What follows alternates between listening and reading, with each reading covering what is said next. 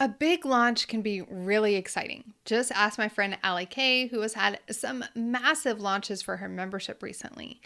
But how do you actually pace launching as you scale so that you don't burn yourself out and your team? Well, Allie's going to give us a little peek at her launch calendar and what she's doing to make sure that she and her team don't burn out as her membership scales fast. So, okay, how often are you doing these weeks now? Because, I mean, obviously it worked well. You had the advantage of this being the first time you closed your membership. But we all know that launches are exhausting. They take everything out of us and our team. So as you look ahead and so far, how often are you doing a launch like this? So I have not done another paint week since, but my plan is to do it again in September. So my plan is for once a year to do a big event like this. And so far, since Paint Week, we did a little pop up opening in January for only 2 days. And it was only to our wait list. So it was kind of like this little secret behind the scenes pop up opening. We grew the wait list. I think it was around 4,000 were on the wait list at that point in January. And we had over 900 people join in January. So that was great because, of course, we had some churn and that kind of like filled us back up about the same point that we were at. And then we just actually finished another launch. So now it's May. We just finished another week-long opening this time, but it was not like a paid event. I wasn't really teaching anything. We just positioned the launch where we, emailed our list and we ran ads and I went live and talked about it.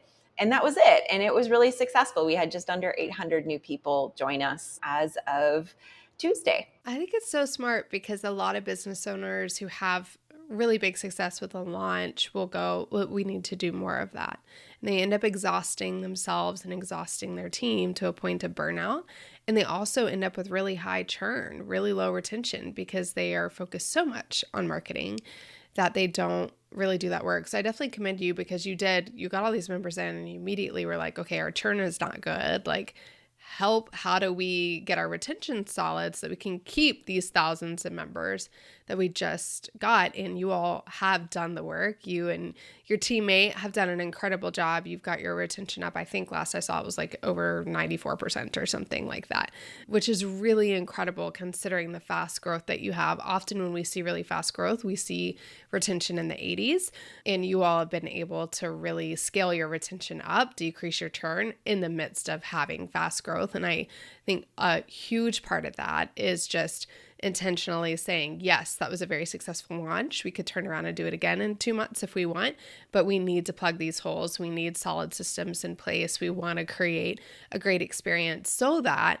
when we do a pop of 900 here or 800 here or do another big launch in the fall, we're actually getting the lifetime value from these customers because they're sticking around. Yeah. Yeah. And I needed time to just like reevaluate the business, to bring in more staff. My team has grown. Like I knew I needed to do those things or it was going to kill me. So I've been working on just getting the business organized to support that many people. So we've hung out at that same number around like 4,400 members for the past, 9 months or so.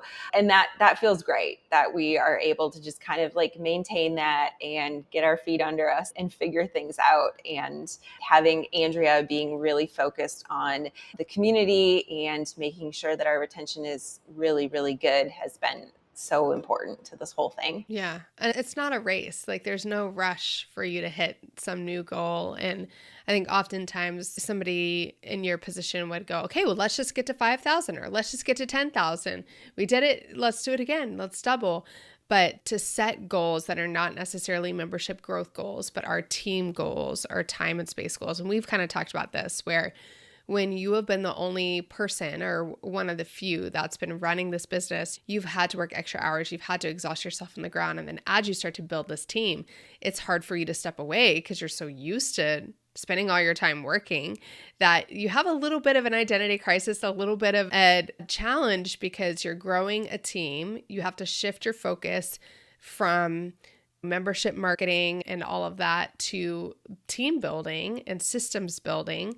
And oftentimes when you do it well, which you have, it means you don't have to work as many hours as you've been working. And then you have to figure out like, oh, how do I actually let my team do their job? And like not just default to working because that's what you've done for so long. Yeah, that's definitely a shift. I don't know that I'm quite there yet with working less hours because I have this bad habit of as soon as I have a few minutes, I like tack something else on.